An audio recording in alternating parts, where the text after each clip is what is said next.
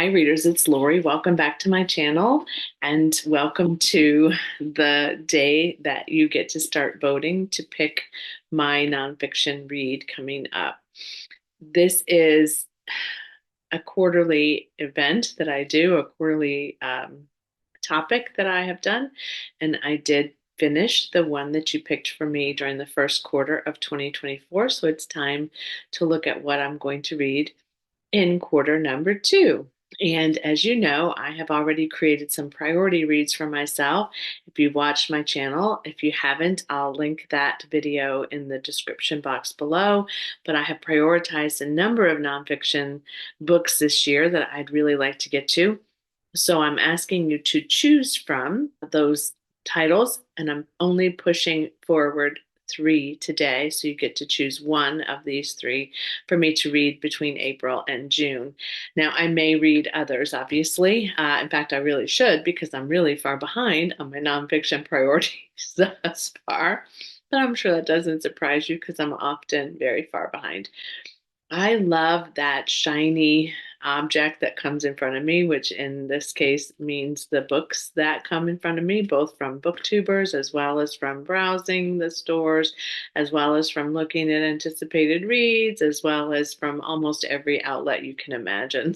I just get distracted easily by these beautiful books. But here's what we're going to choose from. I'm going to close the voting on March 31st. So that gives you a little bit more than a week to be able to vote.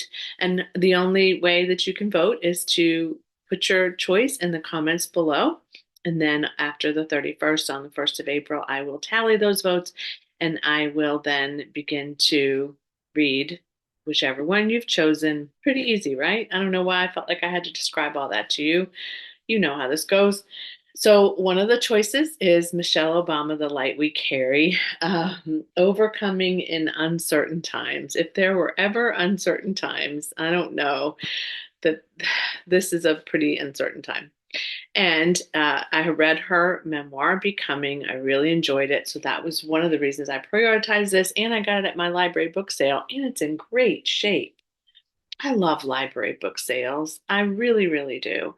In fact, I was just listening to a library haul video from someone that subscribed to my channel. Her channel is at the Mouse Diva, and she actually is a big Disney World fan, and you all know I am too. And so, but she talks about books sometimes too. So great. Anyway, Michelle Obama, The Light We Carry, recognizing your self-worth, vulnerability, bolder in brightness. If you know your light, you know yourself, you know your own story in an honest way. Everything about that sounds just lovely. The only challenge I have with this book is that it's very shiny. The next one is different. This is The Wager by David Grann. This has been sitting on my mantle for a bit, and this recently I got The Killers of the Flower Moon, but this book has been so hyped as end papers with maps, which is always good. This one is about a shipwreck in 1742, a British vessel leaving England on a secret mission during the Imperial War with Spain, and something happens. And it's supposed to be, not everybody agrees, it's supposed to be like reading a novel rather than nonfiction, and it's fast paced, they say, and that you really do feel drawn into it. So we'll see if that's true for me. I was just listening to somebody the other day who said it did not feel like a novel to her, and she actually liked another book that was very similar better than she liked this one. And I'm trying to think. I can see her face and I cannot remember. I'll put it in the description below if you're interested. If this is a kind of book that you really, really like, but it was also about a shipwreck, and there you go. Everybody's tastes are different. And the third one is an autobiography that I picked up, and I told you I was going to read this as soon as I could, and I will, regardless of whether you choose it. But Judi Dench, Shakespeare, The Man Who Pays the Rent. I love Judi Dench. I really, really do. And it's gotten great buzz, and it is out for those of you who don't purchase from Blackwell's or anyone bookseller that's not in the US, it is out in the US now, so you can get your hands on it. And again, look, I don't know if the US version has these end papers. I hope it does because they're just gorgeous.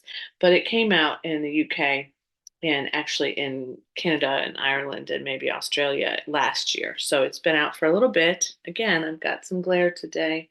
But she just tells her stories about how she came to become a Shakespearean actor and how she, grew over time and how she relates to that work and how important it was to her career and just whatever else we want to know. Talks about mentors, critics, etiquette, the secrets of the rehearsal process for them. I'm in. I'm all in. Judi Dench, to me, she's definitely a national treasure to uh, folks in Britain, but she's a national treasure to me as well. So those are my choices. Let's see if I can hold them up in some way.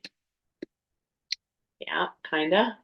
You pick again, just vote by the end of the month in March. 31st is the deadline. I'll tally it up and let you know which book I ended up with. And as always, happy reading. Bye.